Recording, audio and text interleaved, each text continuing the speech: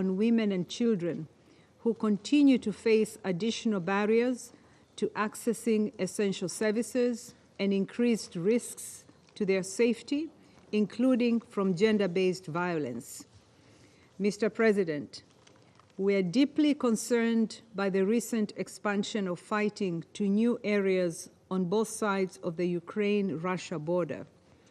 Since Ukraine's military operation into the Kursk region of the Russian Federation on 6 August, at least 130,000 civilians have been evacuated, according to local Russian officials. Media reports indicate civilian casualties and damage to civilian infrastructure.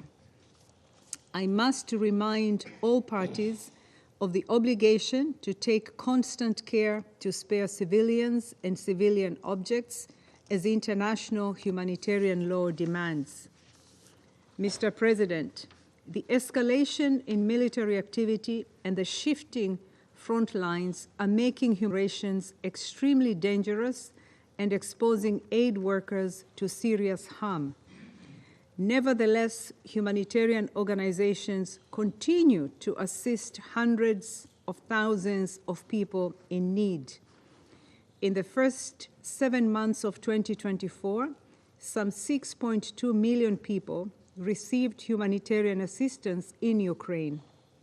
Humanitarians are providing support to thousands of people in frontline communities, emergency relief and relocation support to those evacuating, and improving living conditions for internally displaced people in collective sites.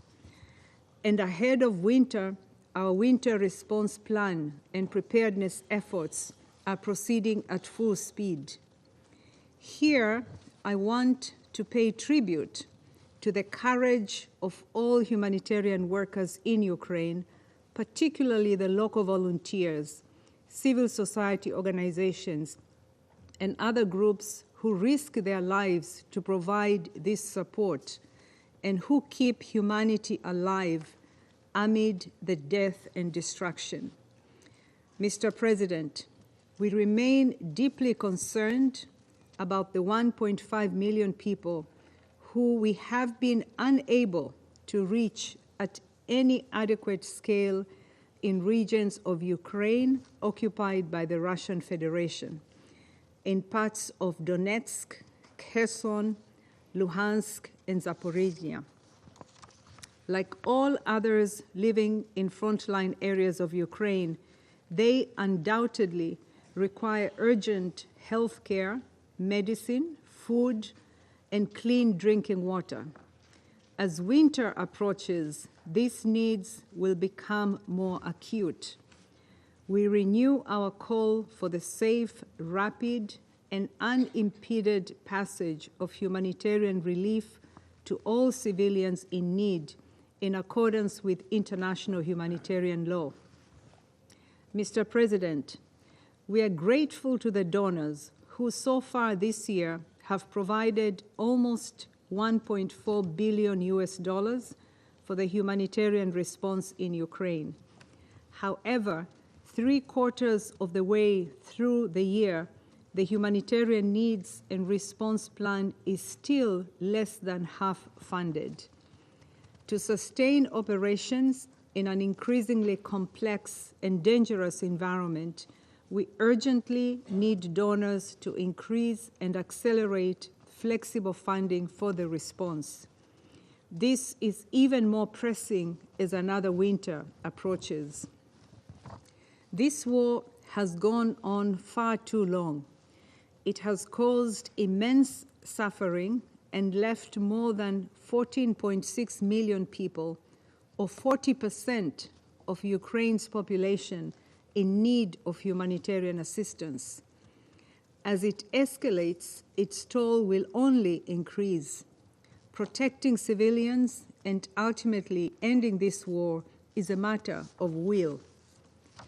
As heads of state and government leaders prepare to attend the 79th session of the UN General Assembly, opening today, I once again call on Council members, indeed all member states, to seize every opportunity to secure the decisions that will spare civilians and finally bring this war to an end.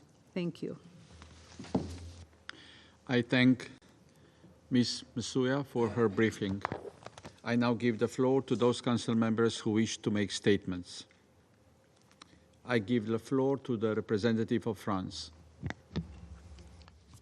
Monsieur le Président, Mr. President, je remercie Madame I wish Msuya to pour son thank Madame exposé. Msuya for her briefing. Ce Conseil The s'est réuni à Security plus de 20 Council reprises met more than sur la 20 situation times humanitaire en to address the Ukraine humanitarian situation depuis in l'agression Ukraine illégale de la Russie since le 24 Russia's illegal février aggression 2022. on the C'est la 24th of 7e February fois cette 2022. année. This is the La 7th Russie time we doit are meeting enfin on this respecter le droit year. international Russia et les has an principes obligation to humanitaires de respect international distinction humanitarian et de law and the proportionnalité. humanitarian Elle doit principles of cesser ses distinction frappes contre and les civils proportionality. et les Russia must infrastructures civiles. cease its strikes En against dépit de cela, civilians elle and continue de civilian cibler infrastructure. méthodiquement des Despite objectifs this, it civils. continues to Chaque jour, methodically elle frappe target écoles, civilian hôpitaux, objects, crèches, each jardins day d'enfants, striking schools, centres hospitals, commerciaux, nurseries, transports en commun, kindergartens, bâtiments shopping résidentiels. centers, mass Personne n'oublie les transit, massacres residential de la gare de buildings. Kramatorsk, We have not de forgotten l'immeuble de the Vinnytsia, massacres of de l'imprimerie Kramatorsk de Kharkiv, station, de Vinnytsia, the l'hôpital pour Vinnytsia enfants building, the Okhmadit printing à Kiev, plant in du Kharkiv, centre the hospital, commercial the children's de hospital in Konstantinivka. Ahmadit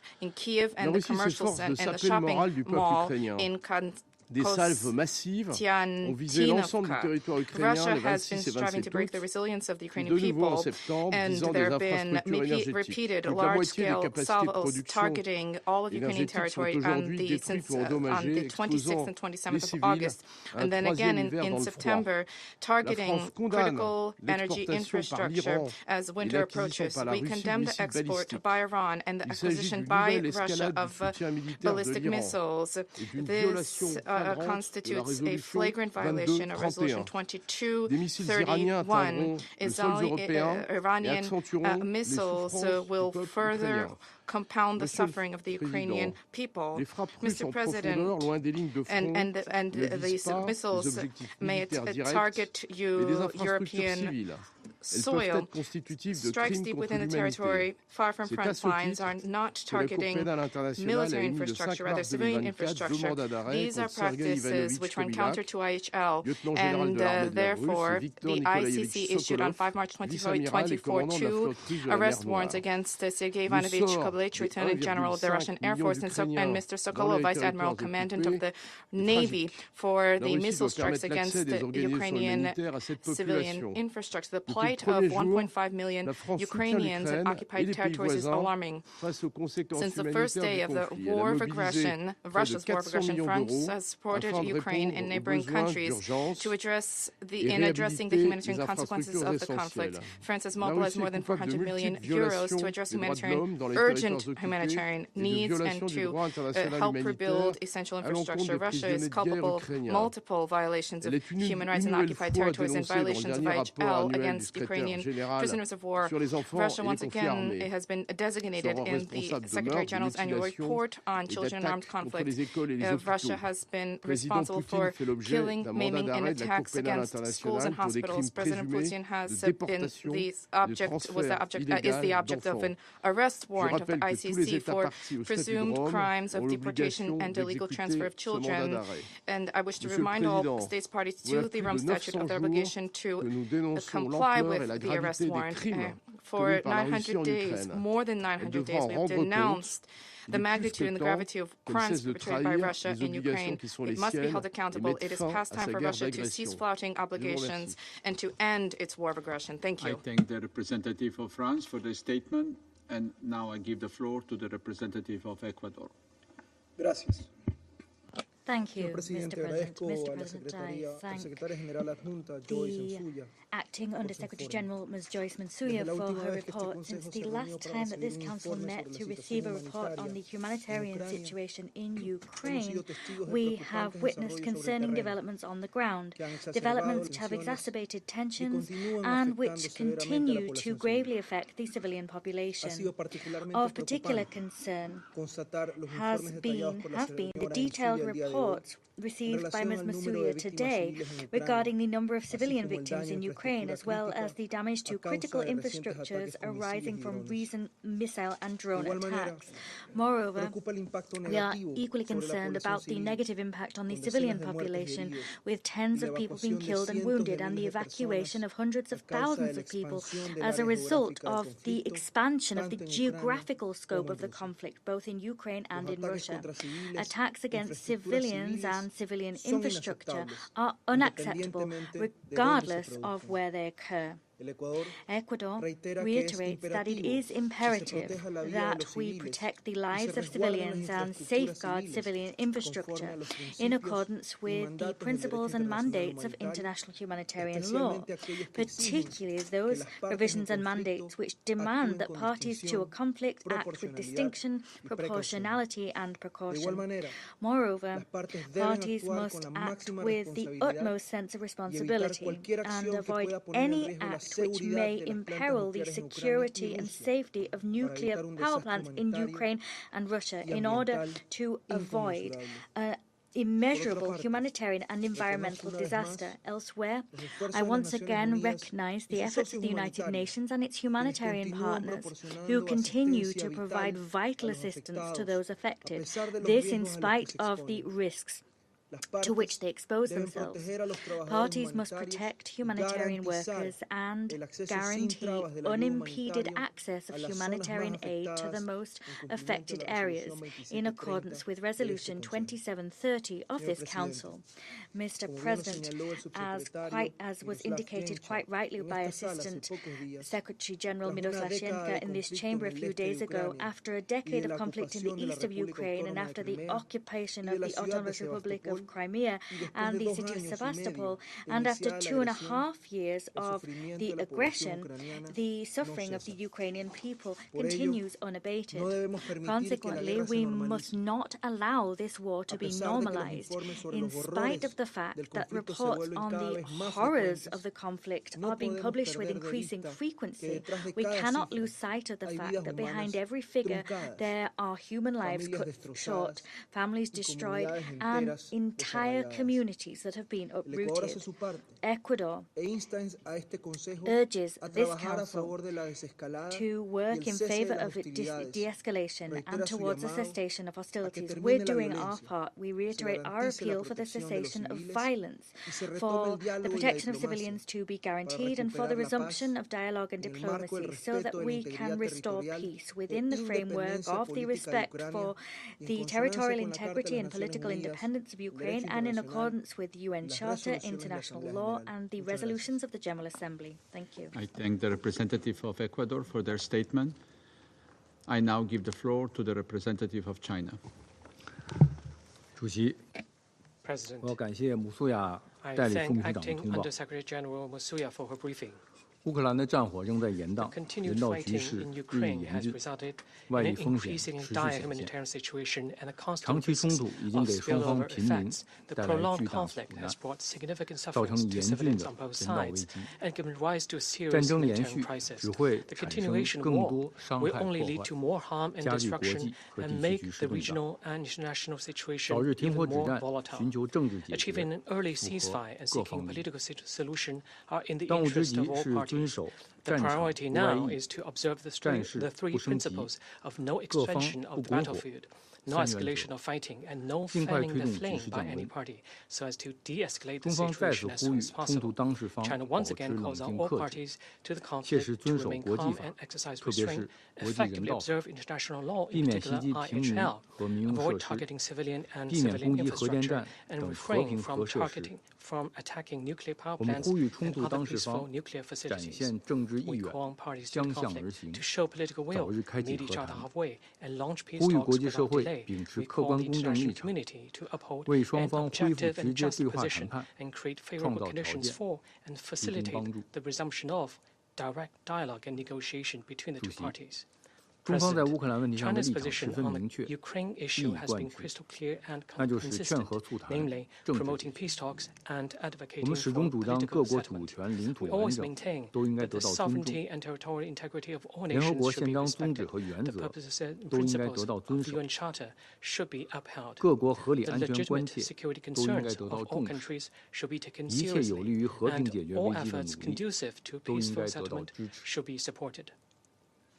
The more complicated the situation is, the more we must not give up hope for peace. The international community should uphold an objective and just position and send out positive and constructive messages by calling for a ceasefire and resumption of peace talks at an early date. China and Brazil jointly issued the 6 common understandings on political settlement of the Ukraine crisis, which is in line with the common aspiration of the vast majority of countries. Some other developing countries are also working for peace and promoting dialogue, and have put forward quite a number of good proposals and suggestions. China stands ready to stay closely engaged with the global South and the countries concerned in order to play a constructive role in promoting a political settlement to the crisis. Thank you, President. I thank the representative of China for their statement. I now give the floor to the representative of Algeria. Thank you, Mr. President. I thank Undersecretary General, Madam Joyce Msuya, for her insightful briefing.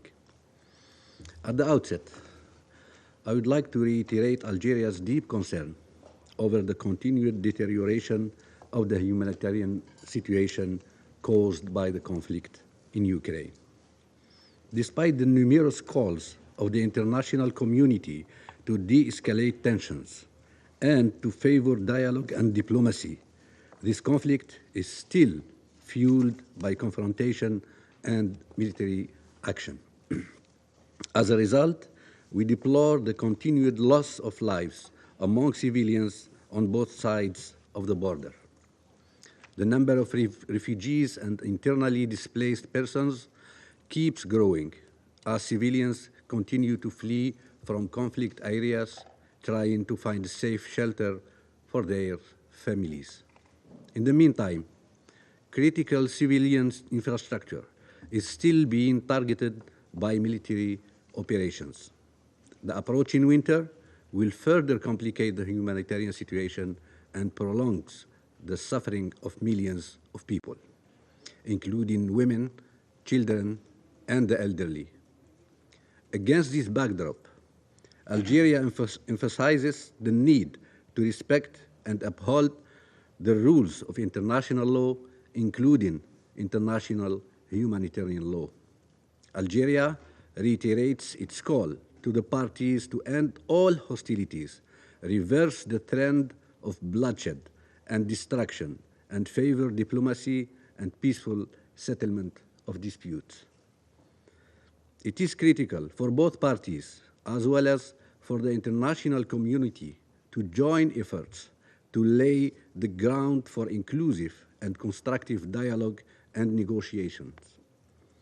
Neither confrontation nor polarization did or will take this conflict closer to any peaceful solution. Only a genuine dialogue between the parties could lead to a peaceful political solution based on the principles and purposes of the UN Charter and the legitimate security concerns of all parties. I thank you. I thank the representative of Algeria for their statement. I give the floor to the representative of United Kingdom. Thank you, President. I'd like to thank Acting USG Msuya for her briefing today. Colleagues, over 2.5 years since Russia's illegal invasion of Ukraine, it is the Ukrainian people who continue to bear the terrible consequences of Russia's aggression. 14 million Ukrainians are already in need of humanitarian assistance. Rather than end this suffering, Russia has chosen to sharply increase its attacks on schools and hospitals in recent months. This Council met in July to discuss the particularly shocking damage caused by a Russian missile strike on the Okhmedit Children's Hospital. Since then, the situation has only got worse. The UN reports that Russian attacks have led to 184 civilian casualties in the last month in cities and towns across the country. And Russia continues to target key energy facilities across the country. Over 100 attacks since March have caused extended power cuts affecting millions of people. To be clear, direct attacks on civilian infrastructure constitute a war crime. This must end. This constant bombardment and Russia's aggression along the front line and in Ukrainian territory is also complicating the humanitarian response. As reported by OCHA on World Humanitarian Day, Ukraine is now one of the most dangerous contexts in the world for aid workers. There were over 225 incidents that directly impacted humanitarian operations last year, averaging 4 a week. The systemic denial of humanitarian access also means we cannot verify the full scale of violations and abuses being committed against Ukrainian civilians. The UK calls on Russia to comply with all its obligations under international humanitarian law, to take all feasible precautions to protect civilians, and to cease targeting infrastructure that provides the essential needs for Ukraine's population. Until Russia ends its aggression, Ukraine has the right to defend itself under Article 51 of the UN Charter. And in defending itself, Ukraine is defending us all. Ukrainians are risking their lives day in, day out to stand up for the values at the heart of this very institution, the UN, and the right of all our countries to sovereignty and territorial integrity. Mr. President, the UK remains steadfast in its support for Ukraine. We've committed £12.7 billion of support so far, including vital lethal aid, crucial humanitarian assistance, and funding for energy supplies. We will continue to support Ukraine in the face of this appalling aggression. And we reiterate, once again, our call for Russia to end this brutal war, to withdraw from Ukrainian territory, and to uphold its commitments under the UN Charter. I thank you. I thank the representative of the United Kingdom for their statement. I give the floor to the United States. Thank you, Mr. President. And thank you, Acting Undersecretary General Masuya, for your briefing. And thank you to Ecuador and France for calling the Security Council's attention to the humanitarian impact of Russia's recent missile and drone assault on Ukraine. Colleagues, Russia's ongoing aerial assault on Ukraine, which began on August 24, Ukraine's Independence Day, and is the largest since Russia launched its invasion, has killed and injured hundreds of civilians and significantly degraded civilian life. It has exacerbated the humanitarian crisis in Ukraine. Just 2 missile strikes against a military educational institute and a hospital in Poltava killed at least 51 people and injured hundreds more. With that, Russia has now destroyed 215 medical facilities and damaged another 1,646. Remember July, when Russian airstrikes destroyed the Okhmadit Children's Hospital. December 2023, when they damaged a maternity hospital in Dnipro. And in March 2022, when they struck a maternity and children's hospital in Mariupol. The list continues to grow. Russia also continues to attack the electricity grid, power generation, and natural gas infrastructure, leaving Ukraine with a power deficit this coming winter that will leave its citizens in the dark and cold. The damage to infrastructure is also severely restricting access to basic services like clean water. As this humanitarian crisis grows, we ask fellow member states to help defend the UN Charter by holding Russia accountable, by not pushing a peace process that lacks the support of Ukraine or rewards Russia for violating the Charter, and by denying Russia the material support it needs to wage war. We ask member states to provide Ukraine with the means to defend its people and repair its infrastructure. The United States has provided more than $2.6 billion in humanitarian assistance, including support for food, health, shelter, livelihood, protection, and water, sanitation, and hygiene assistance.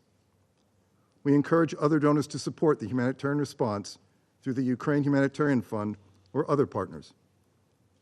Humanitarian needs are just as critical now as at the start of the full-scale invasion. We remain equally committed to Ukraine's energy security. During the June 11-12 Ukraine Recovery Conference, G7 Plus partners collectively announced over $1 billion in new energy assistance. We are restoring as much power generation as possible and deploying emergency backup power solutions so Ukraine's people stay warm this winter. We will convene with our Italian partners a G7 Plus Ukraine Energy Ministerial later this month to further coordinate and energize those efforts. Colleagues, for some time, the U.S. has warned Iran, publicly and privately, that transferring ballistic missiles to Russia would constitute a dramatic escalation. Russia has now received these missiles and will likely use them within weeks in Ukraine. As a consequence, the United States will announce sanctions later today against Iran. We will also consult with our partners on what additional steps may be needed to respond to this dangerous escalation. To Iran and the DPRK, our message is simple. The world is watching. Your transfer of weapons, especially missiles and drone technology, to Russia is enabling it to carry out its aggression in Ukraine, to kill civilians, and to broadly degrade civilian life. It makes you complicit, and it puts you on the wrong side of history. And as I said before, China cannot have it both ways. China cannot be for peace and the protection of the UN Charter while it enables Russia's war through dual-use imports or by backing a peace process that rewards Russia for invading another member state. We invite China to partner with us in holding Russia accountable for its atrocities in Ukraine and for launching this unjustified, brutal, and unnecessary war. Justice for victims of Russia's aggression is a prerequisite for lasting peace. To uphold the principles of the UN Charter, we must press Russia to end its unprovoked and needless war of conquest and the humanitarian crisis it has caused. Russia must immediately cease its aggression and fully withdraw from all territory within Ukraine's internationally recognized borders. Thank you, Mr. President. I thank the representative of the United States for their statement. I now give the floor to the representative of the Republic of Korea. Thank you, Mr. President. I also thank Acting USG Msuya for the timely and informative briefing. I also welcome the participation of representatives of Ukraine, Lithuania, EU, Sweden, and Poland at today's meeting. Once again, we return to this august chamber to address Russia's illegal and unjustifiable war against Ukraine and its people. However, today's meeting takes on a new sense of urgency, considering the escalatory large-scale attacks over the last 2 weeks.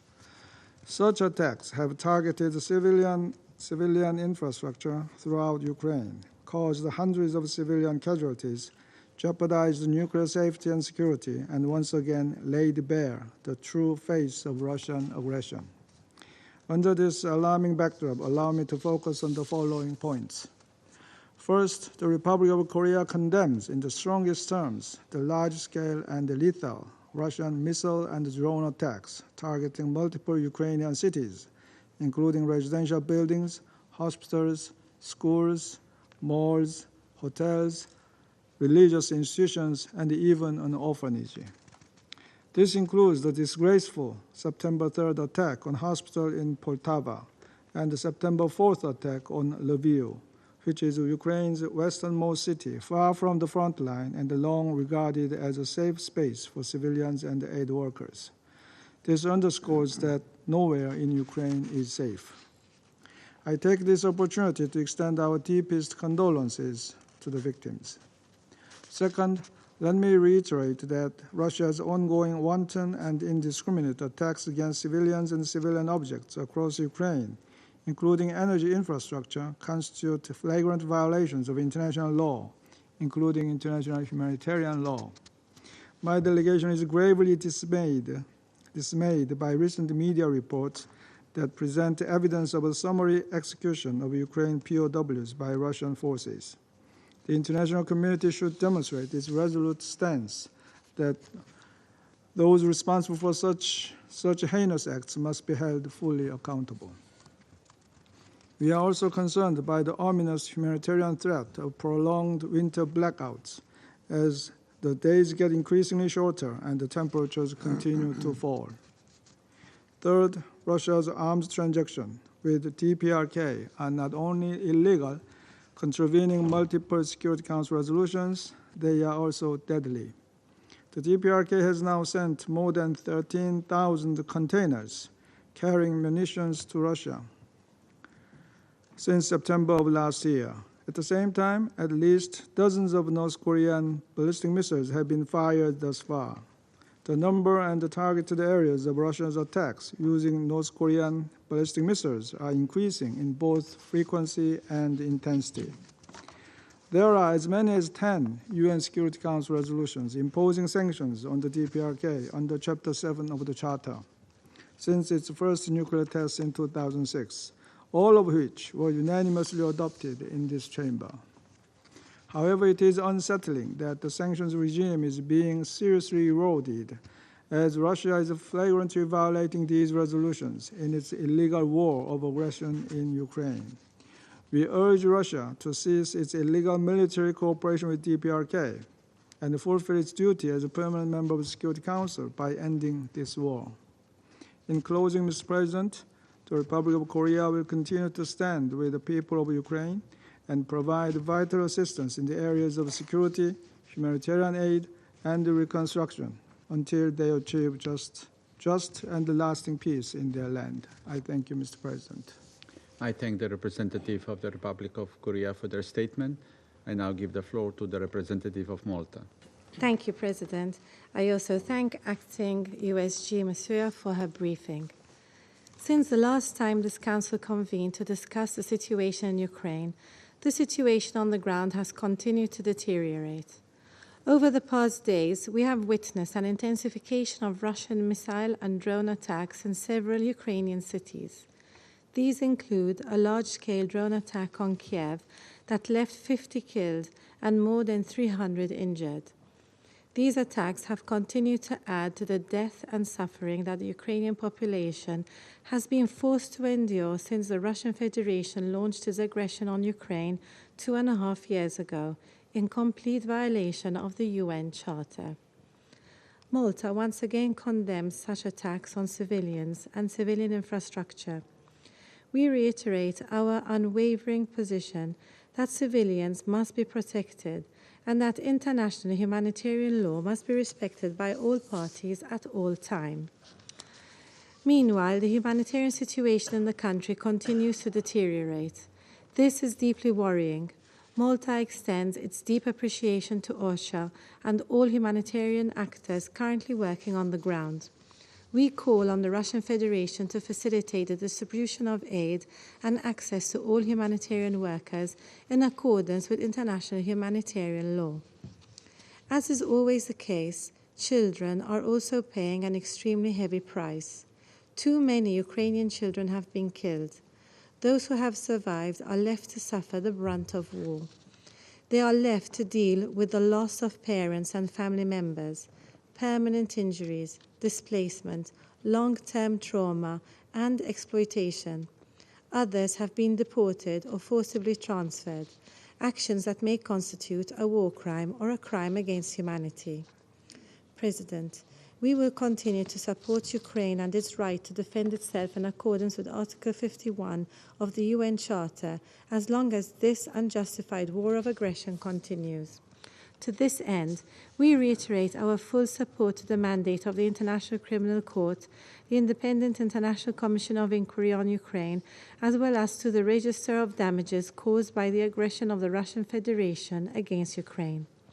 We once again call on the Russian Federation to stop its attacks on Ukraine and halt its war of aggression. We reaffirm our unwavering support for Ukraine's independence, sovereignty, and territorial integrity within its internationally recognized borders. The UN Charter is clear on this matter. It is our collective duty to safeguard it. We must redouble our efforts towards a comprehensive, just, and lasting peace in Ukraine. Thank you.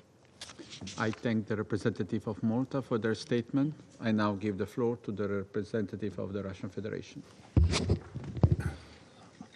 Господин председатель, прежде чем я начну свое выступление, хотел бы вновь выразить несогласие с вашим решением допустить 3 страны ЕС к участию в сегодняшнем заседании по правилу 37. We have already repeatedly noted that statements from the European Union with the general position of member states on this question during a meeting on Ukraine would suffice entirely.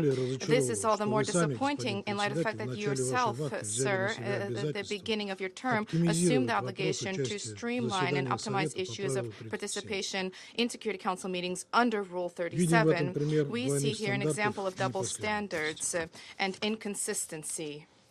Mr. President, we have just heard the latest selection of lamentations from our hypocritical Western colleagues about what Russian troops have been carrying out in recent days, strikes targeting military infrastructure-related targets and infrastructure related to military. They were indeed very impressive and effective. From among the targets that were struck is the Military Institute in Poltava, which was training specialists in communications, a hotel in Kryvyi Rog where officers of the Ukrainian intelligence services were residing. A number of important energy infrastructure were also destroyed, as well as aerodrome infrastructure of Ukraine, fuel depots, arsenals of Western aircraft weapons and artillery munitions, storage site and manufacturing sites for UAVs, areas of storage for uncrewed vessels, and areas for the accommodation for units of nationalist units and foreign mercenaries. This distinguishing feature of this spate of strikes was a significant the increase in the number of foreign instructors, specialists, and mercenaries. For this reason, those who are following this issue can anticipate a large number of obituaries about the sudden demise of highly specialized U.S., British, French, Polish, and Swedish military personnel. We, from the very beginning, cautioned that those who arrived to help the Zelensky clique maintain its military capabilities afloat or fighting to fight in its ranks will become targets of our legitimate targets for us, and those who are dying include more and more citizens from Western states, and this merely shows that the West is completely enmeshed in the Ukrainian conflict and now is undertaking tremendous efforts in order for the Zelensky regime to somehow be maintained afloat. And these efforts, of course, include the continuous deliveries to the Kyiv junta of Western weapons, which we will discuss in detail during the meeting we requested to be held on 13 September. There have unfortunately been tragedies that are now the hallmark of the Ukrainian anti-air defense systems, which are experiencing difficulties. On the 30th of August in Kharkov, 7 people tragically died, including a child, and another 77 people, including 18 children, died as well. The anti-air defense, which had failed, was supposed to have destroyed itself, but this did not take place. There were other similar incidents that also took place. The reason for this is, as was the case in the past, and we repeatedly pointed to those reasons, the fact that Ukrainian anti-air systems are being placed in residential areas in violation of the principles of IHL, compliance with which our Western colleagues continuously call for. It would probably be useful for them to learn that the Ukrainian armed forces are not only openly placing firing positions in schools, kindergartens, and hospitals, but they are also transferring and having military vehicles be used as ambulances, and school buses are being used in the same way for military purposes. Two such buses with the letters children had a collision in Ukraine in recent days, and the fact that military personnel were there was documented on social networks of the outraged Ukrainian users. In recent days, we have been carrying out strikes, and they have been very painful for the Kyiv regime, and there's hysteria as a result with Western colleagues. And my question to you, Western colleagues, what did you expect when the Ukrainian leader, who instead of engaging in peace talks, he and his subordinates engaged in contacts with mediators from the global, instead of contacts with the global south, embraced the path of the Kursk misadventure and sent powerful, largely Western prepared fist and targeting the peaceful adjacent to Russia region. You did not warn him that these are actions that will result in reprisals and irrevocable punishment, and their Ukrainian nationalists killed 3 children, 10-year-old, 3 children from 10 to 12 years old in Malaya Lokhnya. Media outlets also had images of the Banderites' reprisals targeting ordinary civilians in that residential area who had convened at the square for further evacuation. And in Malaya Lokhnya, at that point, there alone, approximately 10 people became casualties. The Ukrainian troops are abducting civilians who have not had the opportunity to evacuate. There's documented information and data about sexual violence by the mercenaries and Ukrainian radicals targeting civilians, and the Ukrainian soldiers who became POWs have acknowledged that the command has been instructed to fire upon civilians in Kursk Oblast if they are to resist, and we have video evidence that corroborates such criminal orders. All of you here who have said nothing about the crimes of the Ukrainian armed forces on the soil of Kursk, and nor did you mention the numerous instances of the Kyiv regime firing on peaceful Russian cities. And this has taken place in recent days. On the 20th of August, in Zaporozhye Oblast, the Ukrainian armed forces used drones with munitions to target civilian vehicles. As a result, 1 child died on the spot and another 4 people were wounded. I draw your attention to the fact that drone operators have their targets perfectly visible to them, which makes such attacks deliberate. On the 29th of August, 5 Ukrainian drones targeted strikes against a hospital in Kherson Oblast. A nurse was wounded. On the 30th of August, they deliberately fired on Belgorod and the Belgorod region with cluster munitions from the Czech-made MLRS, the Vampire MLRS. 5 civilians died, dozens were wounded, including minors, and numerous residential buildings and homes were destroyed, as were vehicles and other civilian objects. On the 1st of September, the Zelensky regime undertook a large-scale attack targeting 15 Russian regions. The aircraft intercepted and destroyed 158 various unarmed uncrewed lethal vehicles. On the 2nd of September, the Kyiv junta targeted a deliberate attack with missiles against a kindergarten in Belgorod. This was completely destroyed. Fortunately, there were no casualties, thanks to the fact that the works of kindergartens and other schools was stopped in areas that were not deemed safe. The conduct of large-scale attacks targeting densely populated areas on the 1st to the 2nd of September, that is the beginning of the school year, when many children were just beginning to attend school, points to the fact that it was indeed children who were the main target of the Kyiv regime. On the 3rd of September, the Ukrainian drones targeted churches and social objects in Gruskaya and Belgorodchina, deliberately dropping explosives on the area. At the same time, there were 10 people at the church at the time, worshippers and workers. As a result, a priest was concussed. On that same day in Donetsk, the Sokol market was struck, as a result of which 2 children died. They were born in 2011 and 2009, and a man died as well. 8 people were wounded, including children. Overall, since February 2022, in Belgorod Oblast, 16,434 instances of shelling of civilian infrastructure was reported, including 9,306 instances of artillery and MLRS, and 7,128 instances with drones. And this resulted in the deaths of 245 civilians, including 17 children. 1,483 people were wounded, including 112 children. 34,600 civilian objects have been damaged.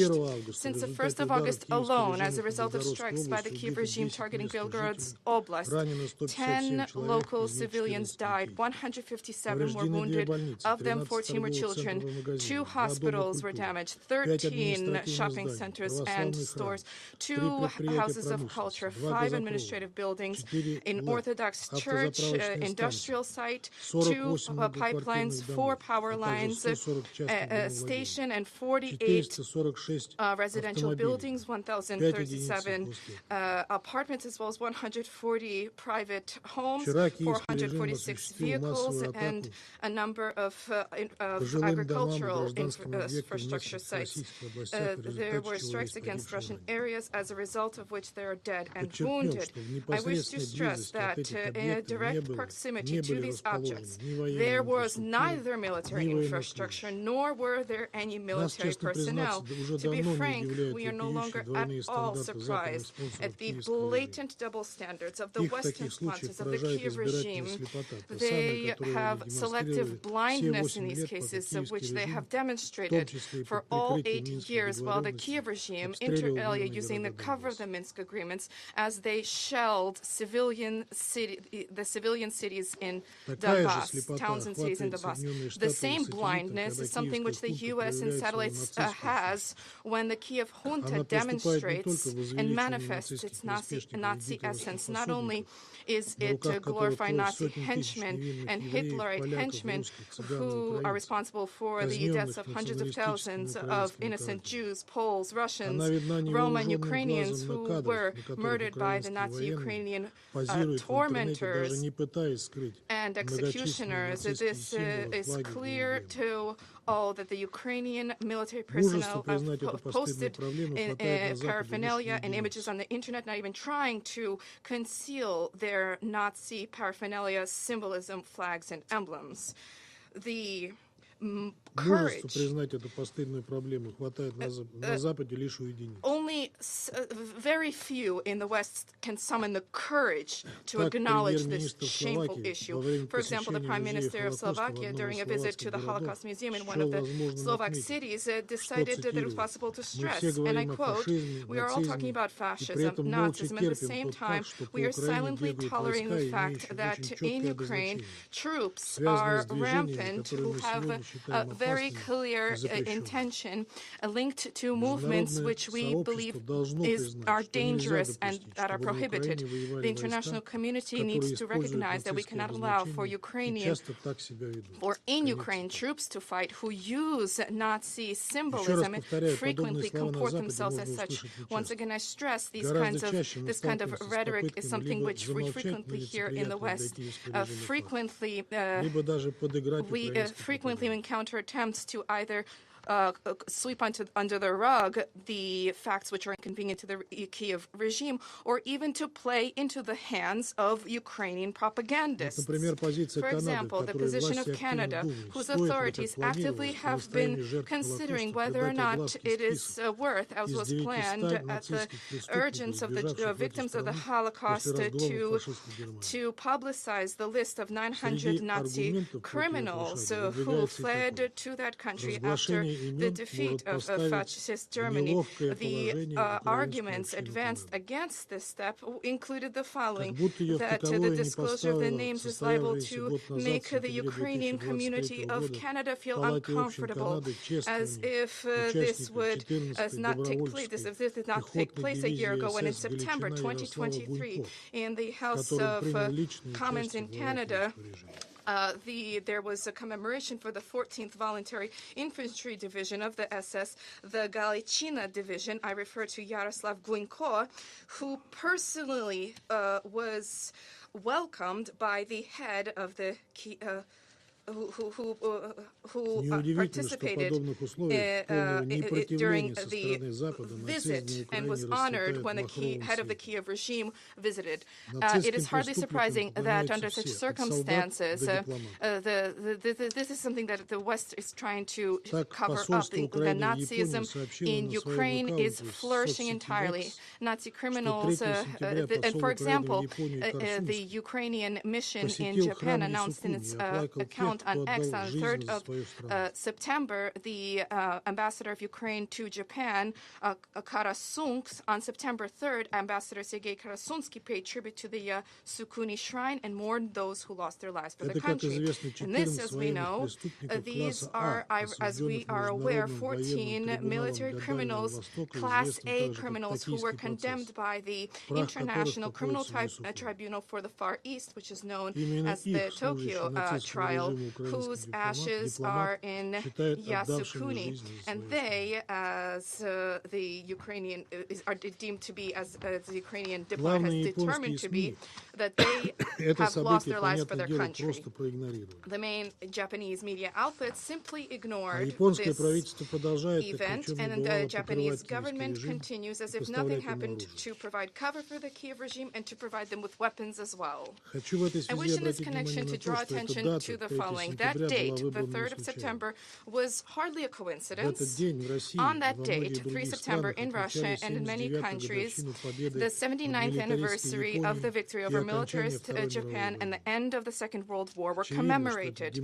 Clearly, this initiative by the Ukrainian representative was dictated by attempts to rewrite history. Mr. President, in Russia, we will never tolerate attempts to whitewash those who perpetrated war crimes and crimes against humanity in a number of Western countries. Specifically, from the Japanese leadership, there has still been no repentance for the aggression against a host of states, including the USSR in the Far East, which incidentally was the condition for its acceptance as a member of the United Nations.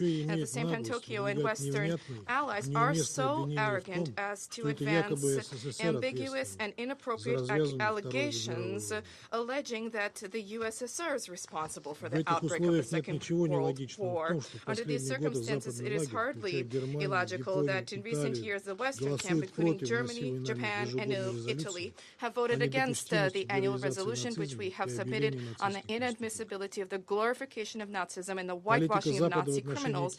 Western policy against the Kyiv regime clearly shows that the fight against Nazism and neo-Nazism is not a part of its plans today, and yet it is a part of our plans, and we will not tolerate the presence of Nazis or neo-Nazis on our soil, and this is one of the goals and objectives of our special military operation. So have no doubt, Ukrainian Nazis and militarists will meet the same fate as their German and Japanese predecessors. Thank you for your attention. I thank the representative of the Russian Federation for their statement. I now give the floor to the representative of Sierra Leone. Mr. President, thank you for convening this meeting at the request of the delegations of Ecuador and France. I thank Acting Under-Secretary General for Humanitarian Affairs, Ms. Joyce Musia, for her briefing. Sierra Leone is deeply concerned about the escalating security situation and the deteriorating humanitarian situation relating to the conflict in Ukraine. The conflict has been ongoing for 2.5 years with seemingly no end in sight. In recent months, the conflict has escalated drastically and the battlefield has expanded as both Russia and Ukraine have reportedly intensified their offensives. From the Human Rights Monitoring Mission to Ukraine, HRMMU report of 9 August 2024, Sierra Leone notes an alarming increase in civilian casualties since March this year, with July being the deadliest month with at least 209 civilians killed and 1,018 injured. The number of civilian casualties, particularly in Ukraine, for August are similarly alarming, with at least 184 civilians killed and 856 injured. Ukraine's emergency service has reported that Russia carried out the deadliest single attack of this year on the east central Ukrainian town of Poltava on Tuesday, 3rd September 2024, with 328 people injured and 55 reported dead from the ongoing rescue operation. The Russian Defense Ministry reported on Wednesday that the precision strike in the central Ukrainian city of Poltava had targeted a Ukrainian Armed Forces center where foreign instructors trained communications, electronic warfare specialists, and drone operators. Sierra Leone takes note of Ukraine's letter of Wednesday, 4th September 2024, reporting of major attacks carried out that same day in the western city of Lviv and the central city of Kryvyi, which also resulted in civilian injuries and deaths, including children. The attacks also reportedly resulted in significant damage to civilian infrastructures, such as schools, educational facilities, medical institutions, stores, and at least 7 local architectural monuments, all buildings located in the city's historic area and UNESCO buffer zone, which aims to protect World Heritage property. Earlier today, Russian officials reported a large-scale Ukrainian drone attack on populated areas in Moscow, resulting in 1 death and damage to housing facilities. The attack resulted in the closure of 3 of Moscow's 4 airports for several hours and diversion of almost 50 flights. Sierra Leone reiterates that attacks against civilians and civilian infrastructure are prohibited under international law. We call on all sides to ensure compliance with applicable international law, including international humanitarian law. Mr. President, Sierra Leone is deeply concerned about the immense impact of the conflict on civilians. This is more so the case in Ukraine. According to HRMMU reports, relentless attacks on frontline oblasts and other centers across Ukraine continue to destroy homes, hospitals, schools, railway infrastructure, and energy facilities. Entire neighborhoods and villages have been destroyed. A major children's hospital in Kyiv was recently attacked. It is recorded that 35,160 civilian casualties, including 11,520 deaths, have occurred and more than 20,000 injured since the conflict began on 24th February 2022. According to OCHA flash updates on 6 September 2024, intensive attacks and shifts in the front line have resulted in the closure of basic public services, forcing millions of people to flee high-risk locations in Donetsk Oblast, separating families and exacerbating the humanitarian crisis. Reported attacks against Ukraine's energy infrastructure since March 2024 have drastically reduced the country's electricity capacity, leading to daily power cuts for millions of people across Ukraine. These outages, often lasting many hours, limit access to water, mobile networks and internet and public transportation, and disrupt children's ability to study, as many in Ukraine attend school remotely. Vulnerable groups, especially older people and persons with disabilities, have been particularly affected by these disruptions in essential services. Sierra Leone is deeply concerned over this development as Ukraine approaches its 3rd winter since the start of the conflict in February 2022. We note that to address the winter-specific needs, the humanitarian community launched the 2024-2025 Winter Response Plan, appealing for $492.1 million United States dollars to support 1.8 million people with critical winter-related humanitarian assistance, as outlined in the 2024 Humanitarian Needs and Response Plan. This plan intends to support timely preparedness and response. Only 28% of the 2024 humanitarian appeal had been received as of the end of June, a significant funding shortfall. Sierra Leone calls upon the international community to support this plan to address the pressing needs of the people, enhance living conditions, and ensure access to essential services. Mr. President, the attacks on nuclear energy infrastructure over the past 2 months pose serious security threats not only for Ukraine and Russia, but for the entire region. We note comments by IAEA Chief Grossi on his recent trip to the Zaporizhzhia nuclear power plant, warning against further attacks on the plant, which could further destabilize it, resulting in a nuclear disaster. We urge both parties to the conflict to refrain from launching attacks on nuclear power plants in both Ukraine and Russia. The alarming civilian casualty figures and humanitarian crisis in Ukraine underscores the urgent need for all parties to the conflict to prioritize the protection of civilians and refrain from further escalation and pursuit of the option of winning the war on the battlefield at all costs. Dialogue and diplomacy should be the primary tools employed to de-escalate tensions and pave the way for a peaceful resolution of the conflict. The international community, including this Council, must remain steadfast in its commitment to supporting the pursuit of a just and sustainable peace. Sierra Leone once more calls for good faith diplomatic efforts in pursuit of a peaceful resolution involving the parties to the conflict. Meaningful steps must be taken towards the immediate de-escalation and cessation of the hostilities. We urge parties to the conflict to engage constructively, including on their legitimate concerns, to find a political and diplomatic solution as envisaged in Article 33 of the UN Charter. Thank you. I thank the representative of Sierra Leone for their statement, and I give the floor to the representative of Mozambique. Thank you, Mr. President. Mr. President, I thank the Acting Under-Secretary General, Joyce Msuya, for her briefing. I also welcome the representative of Ukraine in today's meeting. Mr. President, we remain profoundly concerned with the prevailing situation in Ukraine as the security situation continues to deteriorate at an alarming scale. The consequences of this conflict have reached unprecedented levels of catastrophic severity, inflicting immeasurable human suffering. Regrettably, civilians continue to pay the ultimate and highest price arising from this conflict.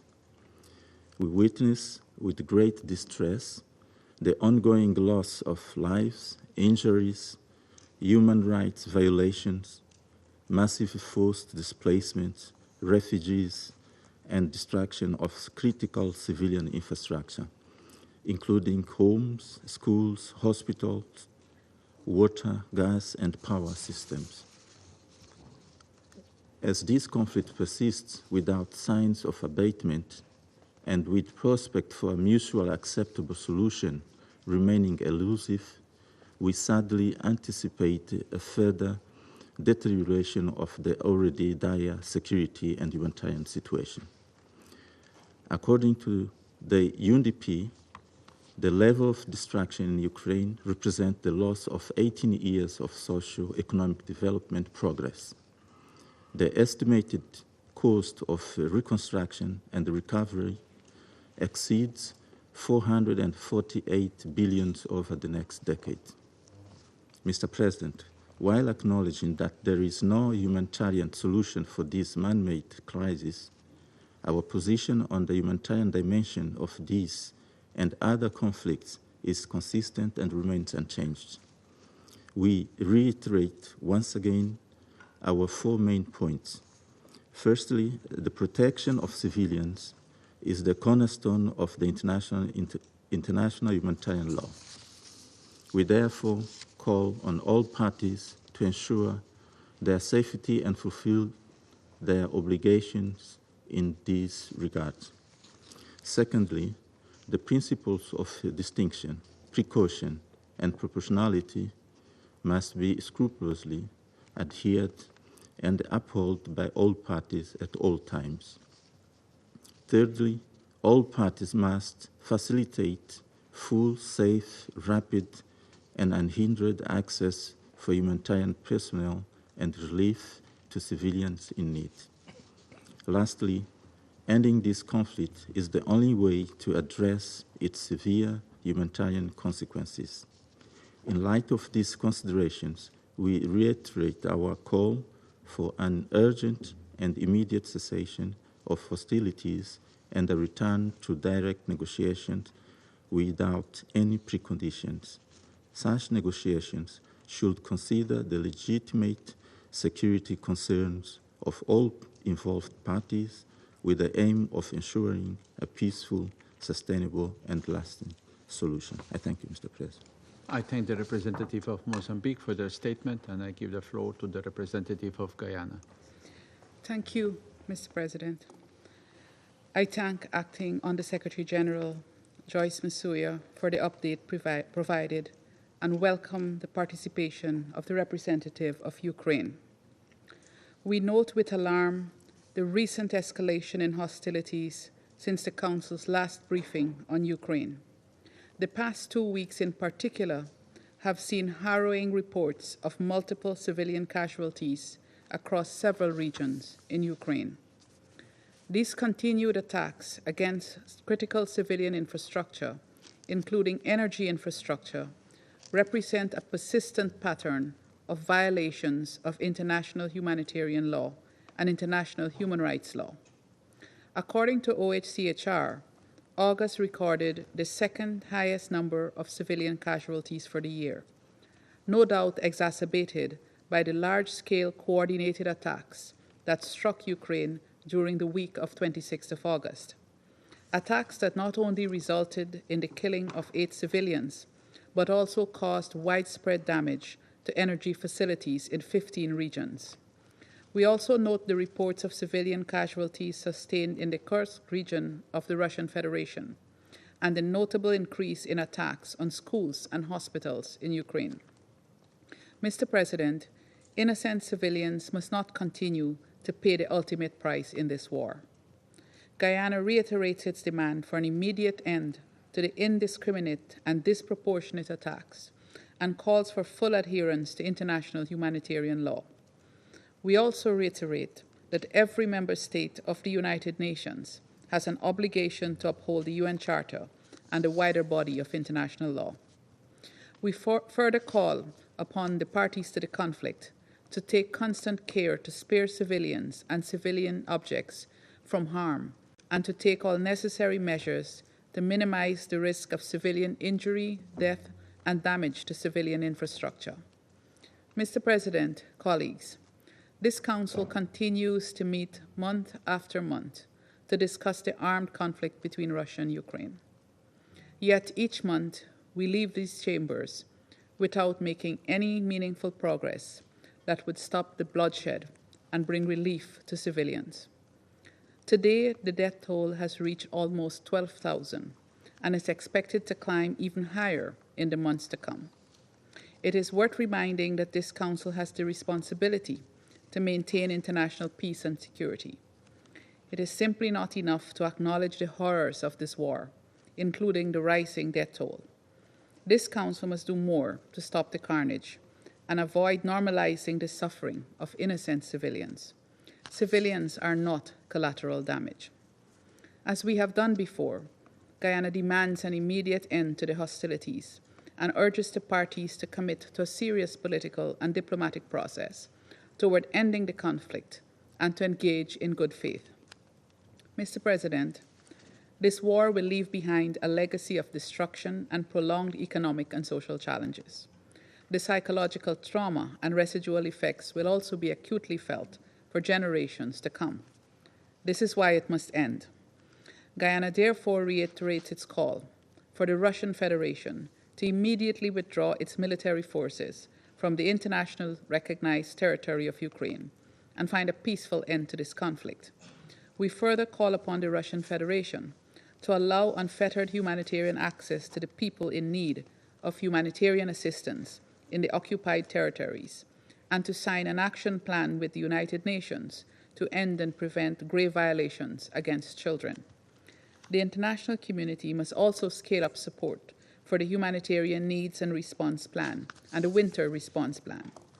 In closing, Mr. President, I once again reiterate Guyana's support toward all efforts aimed at ending this war and achieving sustainable peace for the people of Ukraine. I thank you. I thank the representative of Guyana for their statement. I now give the floor to the representative of Japan. Thank you, Mr. President. I would like to thank Acting USG Masuya for her comprehensive briefing.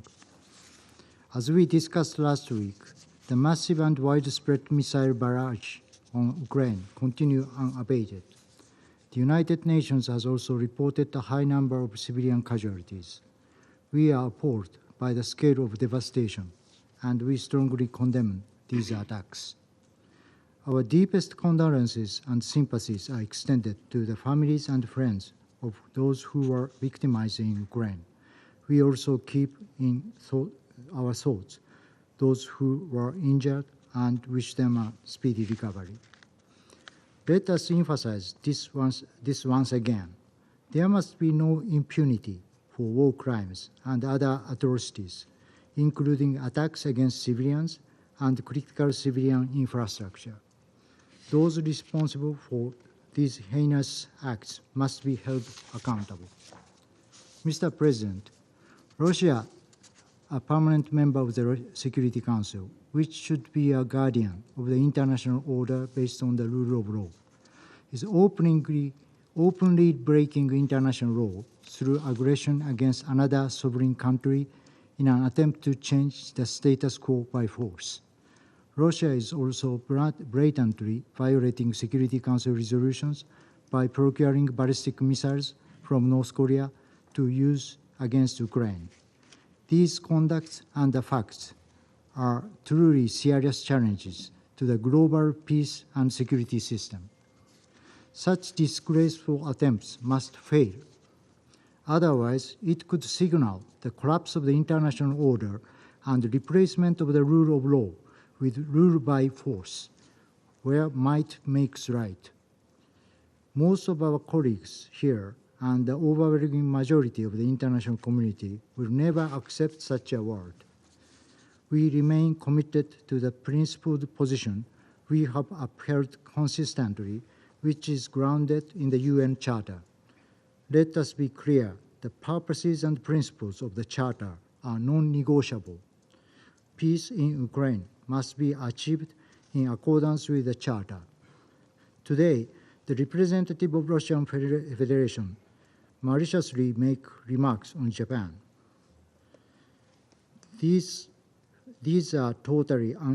Their remarks are totally unacceptable and do not reflect the facts and achievement that Japan has been making for the past almost 80 years. Since the end of World War II, Japan has consistently followed the path of a peace-loving nation, actively contributing to peace, stability, and prosperity in the region and beyond. It is the Russian Federation that disturbs the international order based on the rule of law and the UN Charter is seeking. Mr. President, since the beginning of the aggression, Japan has provided Ukraine more than $12 billion, including humanitarian recovery and reconstruction assistance. Japan will continue to steadfastly and seamlessly support Ukraine's economic resilience and development, from emergency assistance and daily livelihood reconstruction to more advanced stages of industrial rebuilding. In conclusion, Mr. President, as a member of the Security Council, bearing a responsibility for international peace and security, as a country that stands by its principled position and a nation of peace, we continue to demand Russia's immediate, complete, and unconditional withdrawal from Ukraine. Our firm line is unwavering. Japan continues to stand with the people of Ukraine. I thank you. Representative of Japan for their statement. I now give the floor to the representative of Switzerland. Monsieur le Président, je remercie la secrétaire générale adjointe aux affaires humanitaires intérim, Mme Joyce Msuya, pour son intervention. Une fois de plus, ce Conseil se réunit suite aux intenses attaques russes menées à travers l'Ukraine. Ces derniers jours, de l'ouest à l'est du pays, des villes ont été la cible de vagues d'attaques, dont certaines figurent parmi les plus meurtrières depuis le début de l'agression militaire de la Russie. Les habitantes et habitants de Lviv, de Kryvyi, de Kharkiv, de Poltava, de Kyiv et des régions de Soumy et de Donetsk, entre autres, continuent de payer le prix de cette violence. La Suisse condamne ces attaques qui touchent la population et les infrastructures civiles. Nous sommes choqués par le nombre de victimes, dont de nombreux enfants, et par les dégâts considérables causés aux habitations, aux établissements de santé et d'enseignement, perturbant une fois de plus l'éducation au début de la nouvelle année scolaire. Nos pensées vont aux victimes et à leurs proches. Nous sommes particulièrement concernés par les attaques contre des zones où des personnes ayant fui les lignes de front, qui ont cherché refuge avant de voir leur vie basculer une fois de plus. Monsieur le Président, il importe de le répéter, une guerre d'agression ne peut jamais être justifiée. De plus, les guerres ont des limites clairement établies par le droit international humanitaire que toutes les parties au conflit doivent respecter en toutes circonstances. Elles doivent notamment en tout temps respecter le principe de distinction entre les civils et les combattants, ainsi qu'entre les biens civils et les biens militaires.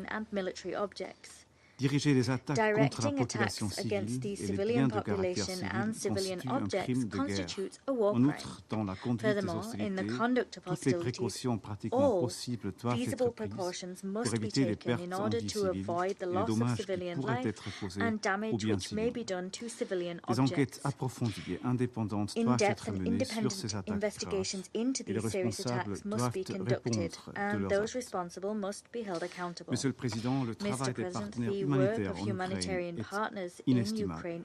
Au cours des 6 premiers mois de cette année, les organisations d'aide ont apporté une assistance à 5,6 millions de personnes. Les civils dépendent chaque jour de ce soutien vital. La Suisse salue les efforts inlassables du personnel humanitaire. Il s'agit de fournir une aide immédiate aux côtés des premiers intervenants après les attaques ou d'assister ceux qui sont contraints de fuir les zones près des lignes de front. Ils accomplissent ces actions au péril de leur propre sécurité. Le droit international humanitaire exige que toutes les personnes autorisent et facilitent l'accès humanitaire aux civils dans le besoin. La situation humanitaire risque de se détériorer davantage avec l'arrivée prochaine de la saison froide, notamment en raison des importants dommages causés aux infrastructures.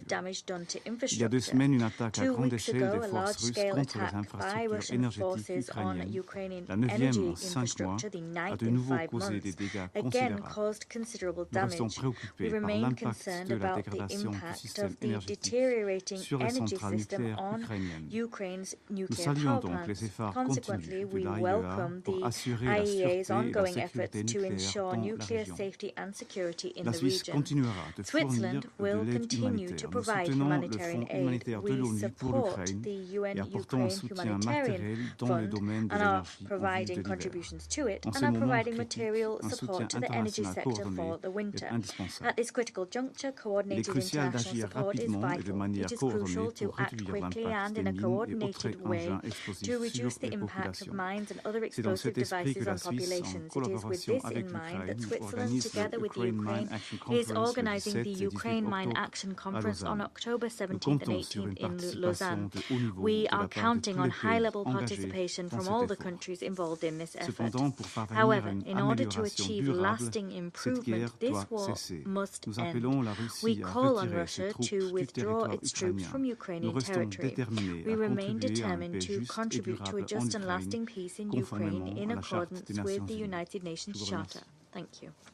I thank the representative of Switzerland for their statement. I shall now make a statement in my capacity as the representative of Slovenia. I would like to thank Ms. Masuya for her briefing.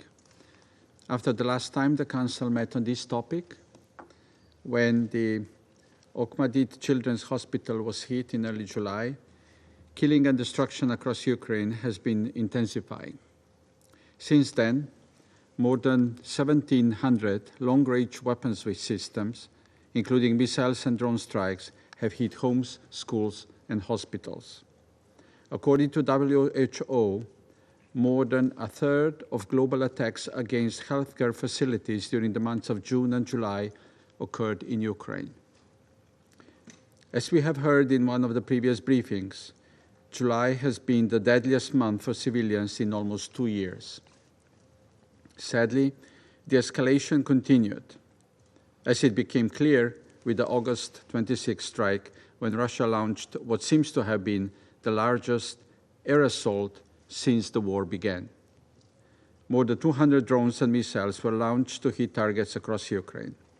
Unabated, these attacks have continued throughout last week, killing dozens of people and injuring hundreds, damaging and destroying civilian infrastructure in multiple cities throughout Ukraine, from Lviv to Poltava, from Sumy to Zaporizhia.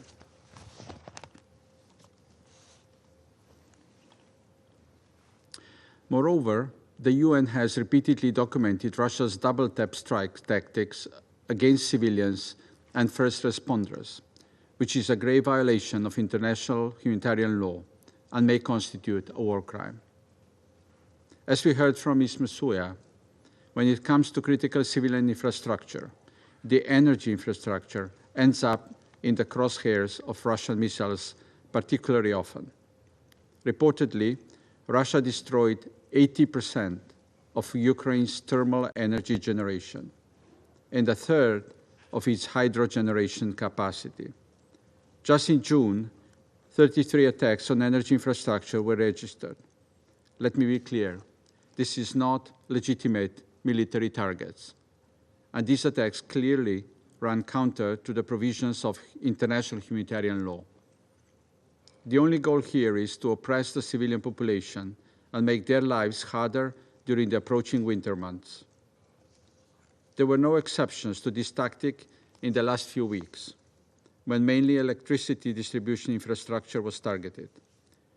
This had far-reaching consequences for nuclear safety and security, as the widespread strikes caused major fluctuations in the power supply and led to the temporary shutdown or disconnection of reactor units in 2 Ukrainian nuclear power plants.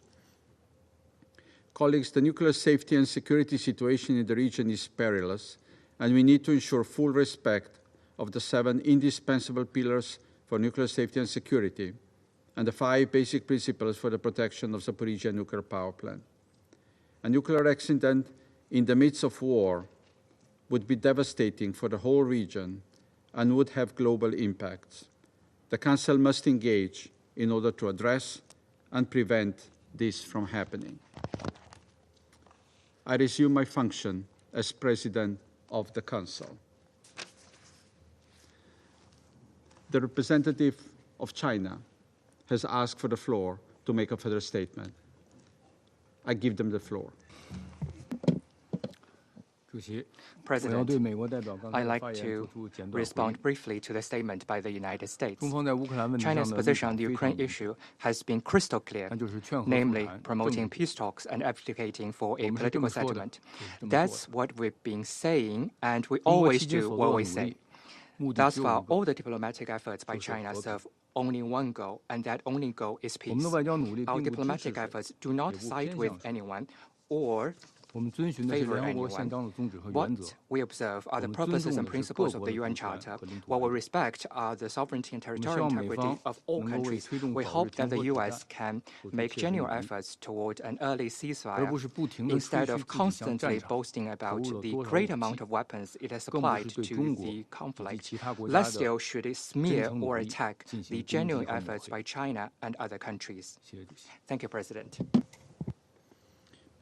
I thank the representative of China for their statement. I now give the floor to the representative of Ukraine. Well, thank you, Mr. President. Distinguished members of the Security Council, acting under Secretary General Msuya. I also recognize the continuing occupation of the seat of the Soviet Union by the dictator's envoy, or rather the presence of a lonely young Russian diplomat abandoned by her cowardly adult male colleagues. The whining of the Russian envoy about a defense operation on Russian territory is a striking contrast to Putin's radio silence and the Russian Ministry of Defense denial of events on Russian territory. It is not for the first time that the Russian envoy is out of tune with his masters. Let's recall the night of the full-scale invasion in this chamber. We have addressed the Security Council with a request to convene this meeting due to the recent spike of missile terror by Russia against Ukrainian people and critical infrastructure. This escalation is causing widespread suffering and devastation and must be addressed before it leads to an even larger humanitarian catastrophe. It speaks volumes that we are meeting in this chamber simultaneously with participating in the opening of the 79th session of the UN General Assembly, taking place right now. This will be the fourth session during the full-scale invasion of Ukraine, and it opens not with the fanfare that usually accompanies the beginning of a new General Assembly annual cycle, but with the explosions of ballistic missiles and the cries of wounded Ukrainian civilians. Indeed, if Russia had not started this war, we could have been sitting in the General Assembly hall, sharing positive expectations for the forthcoming 80th anniversary of our organization. Instead, we hear the Secretary General's acknowledgement that today's global order simply does not work for anyone. Instead, we hear the former PGA admitting that we do not have the capacity, nor do we have the mission to force Russians to respect international law.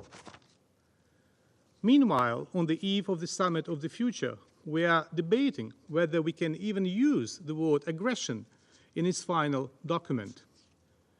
And all this time, Russia continues to openly wipe their feet on the UN Charter and to kill Ukrainians.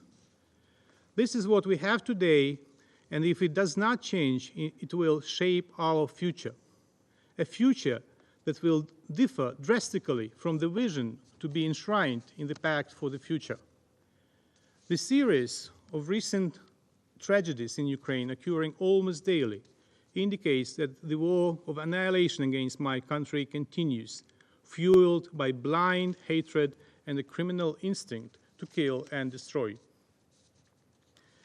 The UN Human Rights Monitoring Mission in Ukraine reported at least 184 civilians killed and 856 injured in Ukraine in August, the second highest monthly number of civilian casualties in 2024, immediately after July.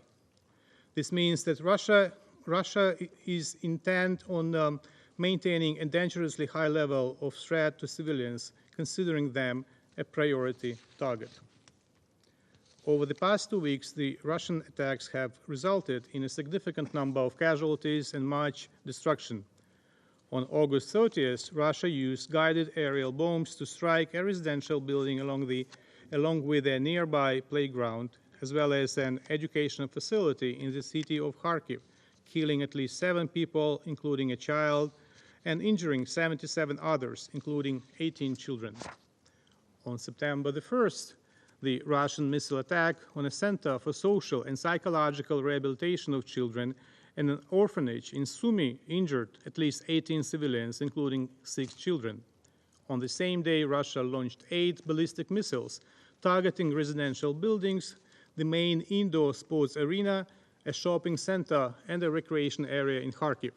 The series of strikes injured at least 44 people, including 7 children. The next day, September the 2nd, a barrage of 35 Russian missiles and 23 UAVs targeted the Kyiv, Sumy, and Kharkiv regions. In Kyiv, for instance, Russian missiles damaged the Islamic Cultural Center, including a mosque and a prayer hall. On September the 3rd, 2 Russian ballistic missiles hit an educational institution and a nearby hospital in Poltava, killing 58 and injuring 325 people. There were casualties from Russian attacks in Zaporizhia and Dnipro that day. An 8-year-old boy was among those killed in Zaporizhia, where a Russian missile struck a hotel complex. In Sumy, Russia attacked the building of the university with a guided aerial missile. On September the 4th, 2024, Russia brought enormous pain and suffering to Lviv. The images of Yaroslav Bazilevich, the injured local resident who, in a single moment, lost his wife and 3 daughters after a Russian missile hit the house, have become yet another symbol of the cruelty of Russia's war, as well as a reminder that Russia's war crimes must not go unpunished. Yaroslav's daughters were not the only children killed that day in Lviv, as Russian missiles also took the life of an infant. The scale of destruction was also high, as in total 156 buildings in Lviv were damaged, including 3 schools and 2 medical institutions. 74 people were injured, many of them seriously, following the shelling of Pavlograd, Dnipro region, that occurred on September the 6th. The next day, civilians were killed in Nikopol, Dnipropetrovsk region. Russia continues to use DPRK ballistic missiles in its attacks against Ukrainian people and our civilian infrastructure. We are also deeply concerned over the reports on the possible transfer of ballistic missiles by Iran to the Russian Federation. The deepening of military technical cooperation between Russia and Iran poses serious security threats not only for Ukraine, but for the whole of Europe, the Middle East, and the world. We call on the international community to increase pressure on Tehran and Moscow in order to protect international peace and security.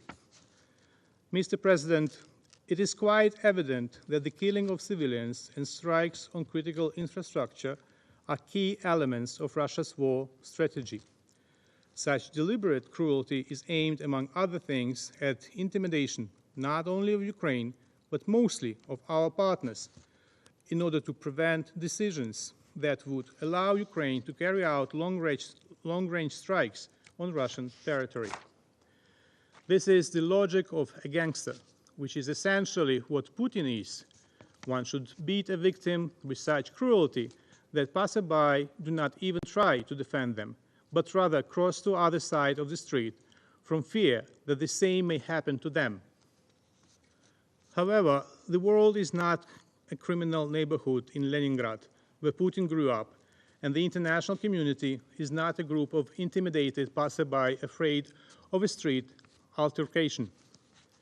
Putin has already shed so much blood that Russia's attempts to intimidate the world with red lines simply do not work.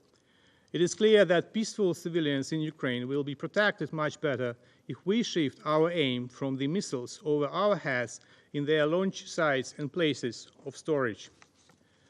Mr. President, there are similar motives guiding the Russian military command to give orders to execute Ukrainian prisoners of war.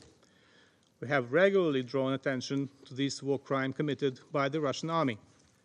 All indications suggest that we are dealing not with isolated incidents at a low level, but with a practice sanctioned by the higher command and endorsed by the political leadership.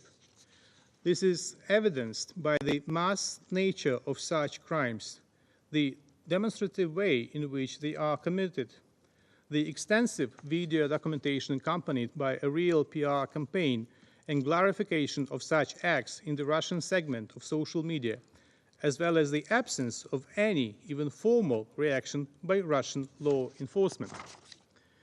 The Office of the Prosecutor General of Ukraine has been investigating at least 28 incidents of summary executions of 73 Ukrainian prisoners of war by the Russian military. Since November 2023, the number of Ukrainian soldiers who have been captured and then executed by the Russians has increased. Most of such incidents are recorded in the Donetsk and Zaporizhia regions. One of the most recent investigations was launched after footage emerged from near the city of Pokrovsk in Donbass, filmed from a drone in late August. The footage shows Russian troops executing 3 surrendering Ukrainian soldiers after their trench was overrun. Other footage, which emerged on Russian social media last week, shows the alleged execution-style killing of a captured and unarmed Ukrainian serviceman by a Russian military. The killer commented on his crime with the propaganda narrative about, quote-unquote, our land that we have come to liberate from Nazism. These bogus justifications for killing Ukrainians on Ukrainian soil should be borne in mind by the UN member states every time Russia attempts to monopolize and misuse the common victory over Nazism in the Second World War, here in the UN platform, while whitewashing its current crimes. We reiterate that if prisoners of war surrender, visibly indicating their intent, and are unarmed, any summary execution is unequivocally a war crime. The alleged executions constitute war crimes and are seen as part of a broader, orchestrated policy by the Kremlin. War crimes shall not be subject to any statute of limitations, and Ukraine will persist in seeking justice until all perpetrators are held accountable. We also reiterate our call for the Security Council to address the appalling practices of execution, ill treatment, and torture of Ukrainian POWs by Russia. Mr. President, on September the 8th, Russia again resorted to a ritual action which they call elections, exploiting some procedural resemblance to genuine political process in democratic countries. Once again, Russia tried to extend this process to the temporarily occupied territory of the Autonomous Republic of Crimea and the city of Sevastopol, Ukraine. The so-called elections in the Russian Federation long ago turned into a farce that has nothing to do with the manifestation of people's power and holding them in the temporarily occupied territories of Ukraine in violation of norms and principles of international law actually delegitimizes Russia's political system. Russian elections in the occupied territories are not only aimed at legitimizing the occupying administration, but also serve as an instrument of intimidation used to test the loyalty of local residents. Reluctance to participate in this farce may lead to suspicions of disloyalty, accusations of collaboration with Ukraine, and subsequent persecution. In this regard, we reiterate that results of the so-called elections on the temporarily occupied territory of Autonomous Republic of Ukraine and the city of Sevastopol are null and void, and the elections themselves are illegitimate. We emphasize that all those involved in the preparation and holding of the so-called elections in the temporarily occupied territories of Ukraine will be held accountable in accordance with the Ukrainian law. Mr. President, Ukraine does want to end this war because more than anything, Ukraine wants peace. But Ukraine also wants to save its people as well as its statehood. It is the Russian dictator who does not want peace and is obsessed with territorial conquests. He wants Ukrainian cities, or rather their ruins, as a symbol of his victory. And that is why Ukraine needs the strength and the ability to destroy the Russian means of killing and destruction that are situated far from the Ukrainian cities that are their targets. That is why, where they are stationed, and at a time when they pose a threat only to those who use them and not to peaceful Ukrainians.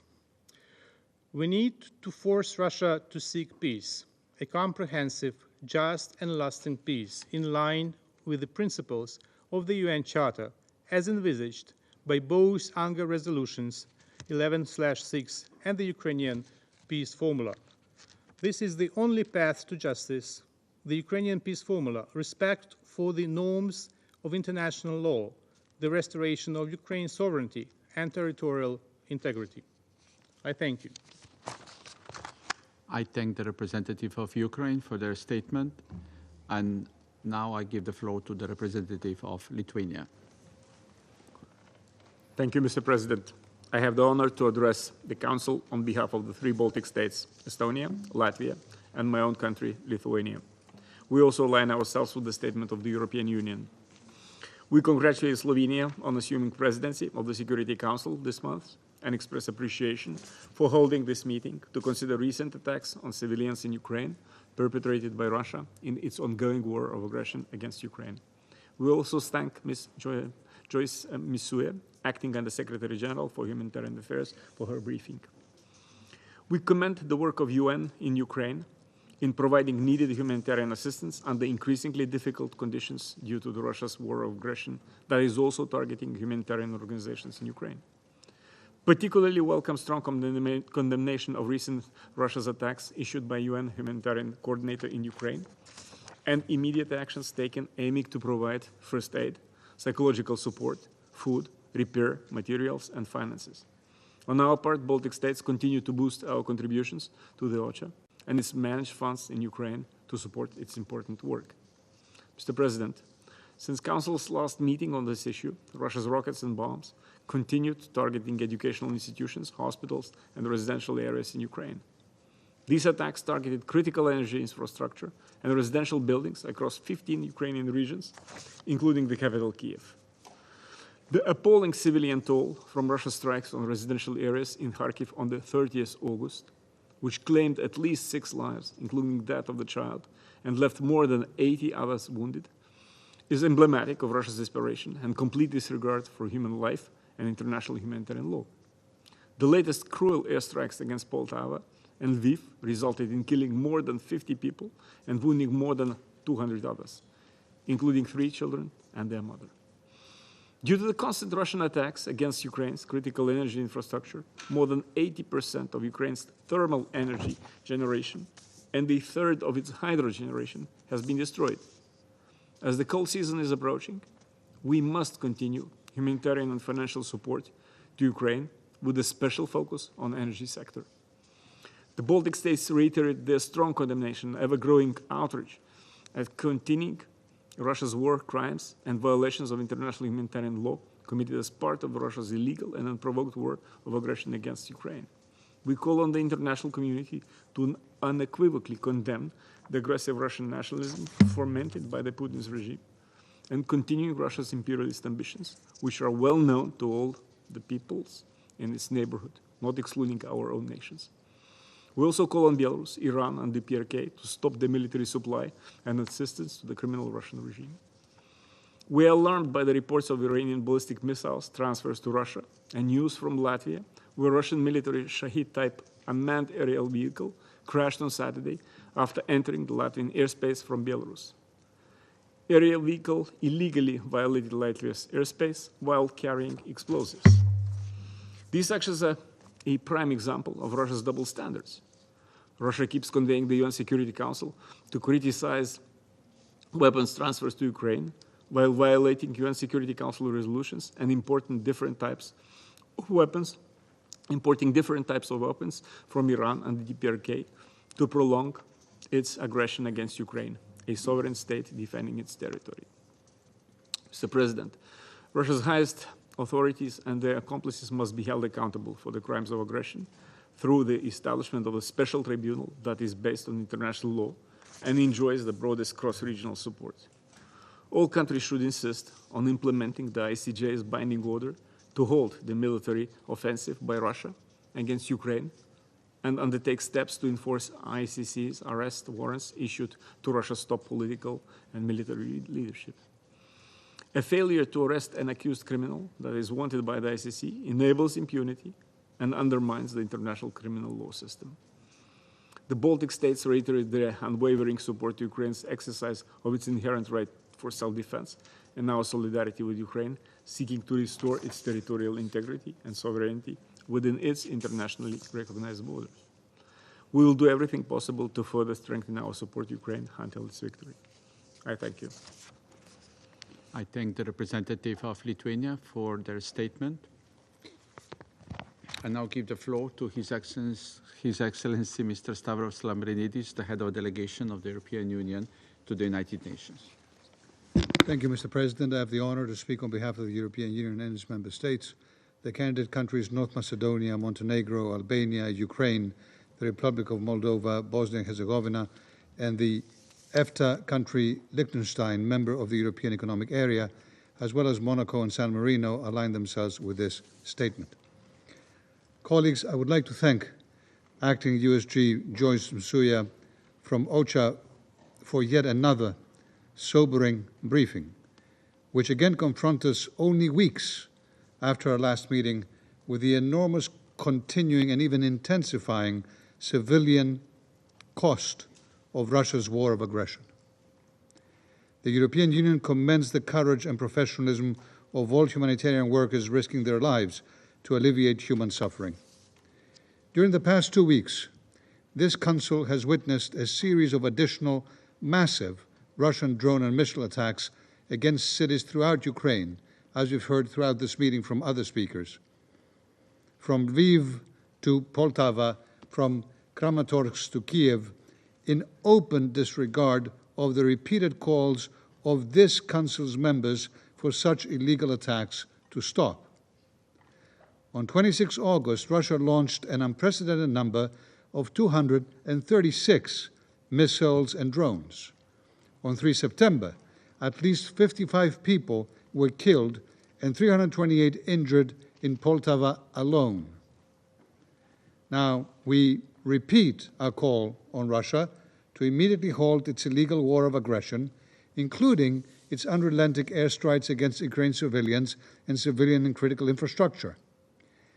It has hit residential buildings, hospitals, schools, power plants, playgrounds. This is unacceptable under any circumstances. Ukraine has lost up to 80% of its pre-war thermal electricity production capacity. It is clear Russia is attempting to pile the pressure on the Ukrainian people ahead of a cold winter. It underlines the need for Ukraine to be able to exercise its legitimate right to self-defense under the UN Charter to restore its territorial integrity and protect its existence as an independent and sovereign country. Now, we are very concerned by the recent reports indicating that Iran has supplied Russia with ballistic missiles.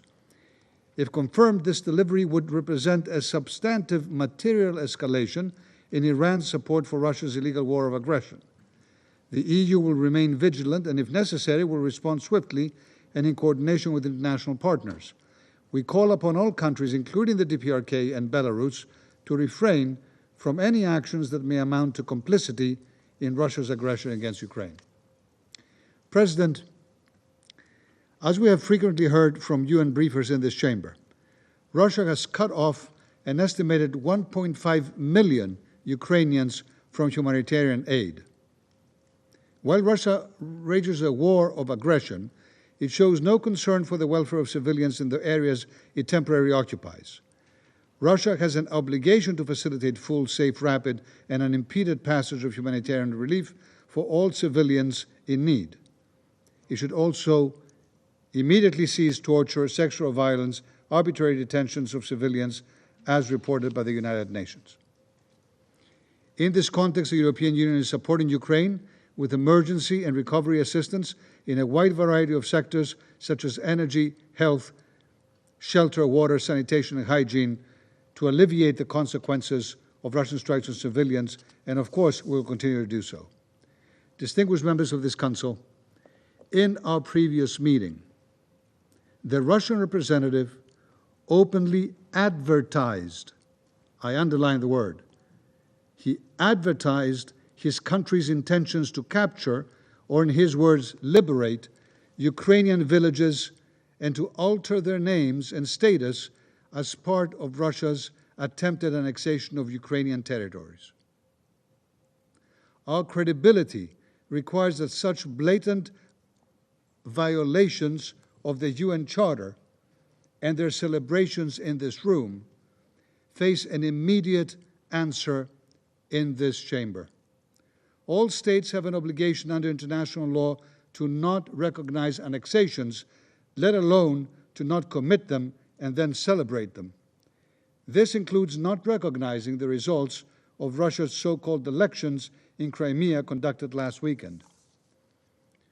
Russia and its leadership must be held fully accountable for waging a war of aggression and for other most serious crimes under international law, as well as for the massive damage caused by its war. We recall that 6 arrest warrants are issued by the International Criminal Court, including against the Russian president, for the war crime of unlawful deportation and transfer of Ukrainian children. All state parties to the Rome Statute are under the obligation to execute that arrest warrant. Colleagues, in closing, later this month, our leaders will gather in New York to recommit to the rule-based multilateral order which the United Nations represents. The Summit of the Future and the many other gatherings during High-Level Week offer a unique opportunity to remobilize international support towards a comprehensive, just, and lasting peace in Ukraine. Many proposals have been floated in this regard, including by members of this Council. What is undeniable, however, is that any peace must be based on the UN Charter and international law, as clearly laid out by the UN General Assembly as well. Thank you. I thank His Excellency Mr. Lambrinidis for his statement. I now give the floor to the representative of Sweden. Thank you very much, President. I have the honor to speak on behalf of the 5 Nordic countries, Denmark, Finland, Iceland, Norway, and my own country, Sweden. We thank OCHA for its briefing and for shedding light on yet another horrendous wave of Russian attacks on civilians and civilian objects in Ukraine, including residential buildings, hospital, water treatment plants, places of worship, schools, and playgrounds. President, in its war of aggression, Russia has chosen terror to achieve its political goal, the subjugation of Ukraine and the annexation of sovereign Ukrainian territory. This blatant disregard of international law and human lives require the strongest of condemnations. It requires that those responsible are held account and that the international community remains firm in its support for a just and sustainable peace, in line with international law, the UN Charter, and relevant GAA resolutions. President, for years in this very chamber, we have heard Russia's attempt to justify its aggression. We've heard that Ukraine, NATO, and the West in general were poised to launch an attack on Russia. We've heard Russian stories about killer mosquitoes, secret nuclear programs, and biolabs in Ukraine. In reality, all these Russian claims are made to sow confusion and hide the simple truth that Ukrainian people had chosen something that Kremlin feared more than anything else: democracy, liberty, and justice. For Kremlin, the uncomfortable truth is that there is no Russophobic conspiracy. What there is an overwhelming global majority of UN member states that seek to uphold international law and the UN Charter. A majority that seeks to project the inviolability of sovereignty and territorial integrity. A majority that refuses to accept spheres of influence and that might makes right. President, to our Ukrainian friends and to the rest of the world, we have but one message. We will stand by Ukraine for as long as it takes. President Zelensky's 10-point peace plan is a sustainable path towards peace, and it should continue to enjoy global support. To Russia, we say this: leave Ukraine, choose a future where the great potential of the Russian people is used to advance mankind, not bomb its neighbors. until a comprehensive, just and sustainable peace has been reached in line with international law and the UN Charter. We demand that Russia ensures safe, timely and unimpeded humanitarian access to the temporarily occupied territories of Ukraine. We demand that you allow UN inspections to verify your unsubstantiated claims of civilian casualties. And we demand that you allow the UN and the ICRC to visit Ukrainian prisoners of war. International humanitarian law requires it. I thank you very much. I thank the representative of Sweden for their statement. I now give the floor to the representative of Poland. Mr. President, while aligning with the statement delivered earlier by the European Union, I wish to add a few remarks in my national capacity. Allow me to start by thanking Acting USG Olcha Msuya for her briefing on the humanitarian situation in Ukraine, stemming from the Russian aggression and directly affecting my country, Poland. We host one of the largest communities of Ukrainian refugees, currently reaching almost 1 million people. Poland will continue to provide humanitarian assistance for those in need and support Ukraine's recovery, reconstruction, and modernization, which will be aligned with Kyiv's European perspective. All necessary actions should be taken to avoid a scenario of a protracted humanitarian crisis in Ukraine. The approaching winter remains a major concern given the threats posed to the energy sector. Russia's deliberate targeting of civilians and civilian facilities, such as water, gas, and power systems, has been relentless. The widespread devastation has deprived people of essential services across the country. Just a few days ago, a missile strike in the city of Poltava proved to be the deadliest single attack of this year. Poland once again condemns in the strongest possible terms Russia's continued violations of international law, including human rights law and international humanitarian law. We remain committed to holding Russia accountable for its actions in Ukraine, including large-scale assaults against civilians, the widespread use of torture and ill treatment, sexual and gender-based violence, deportation and forced transfer of Ukrainian children, as well as arbitrary deprivation of liberty of Ukrainian citizens. Russia's war, supported by Belarus, constitutes a grave violation of both the UN and OSCE commitments and principles. Mr. President, we are of the view that the Ukrainian peace formula is the only viable peace proposal on the table. It is up to Ukraine, and it should be up to Ukraine, a victim of an unprovoked and unlawful aggression, to set the conditions for peace talks in accordance with the UN Charter. Russia must stop trying to shift the blame on others. The ongoing war is Moscow's exclusive responsibility, nobody else's. Let me repeat, it is Moscow's exclusive responsibility, nobody else's. It is our duty to Ukraine and its people, as well as to the UN Charter, to support those whose rights are being brutally and continuously violated. Poland, for its part, stands in solidarity with victims of the aggression and will not cease to call on Russia to end the senseless killing and destruction of its neighbor. I thank you. I thank the representative of Poland for their statement. There are no more names inscribed on the list of speakers. The meeting is adjourned.